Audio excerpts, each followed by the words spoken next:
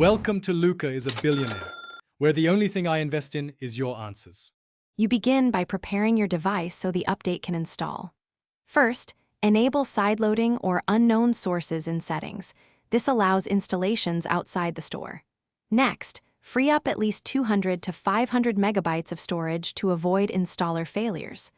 Also, back up your YouTube data or confirm your Google account credentials so you don't lose access.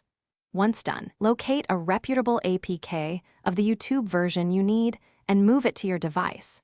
Make sure the file matches the architecture of your phone. You now focus on the detailed installation.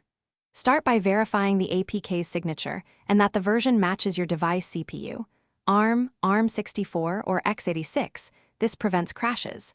Then, open a secure file manager and tap the APK to run the installer. Accept the installation prompts.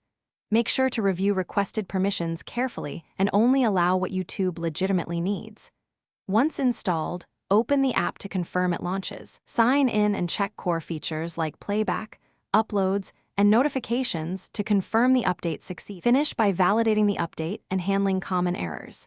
You should clear YouTube's cache and restart the device if playback, sign in, or push notifications act up. This often resolves leftover conflicts. If errors persist, reinstall the APK or roll back to your previous version and recheck compatibility. Make sure future updates come from a trusted APK mirror or your device manufacturer's site to minimize risk. If nothing works, consider reinstalling the official store client or contacting platform support for account-specific issues.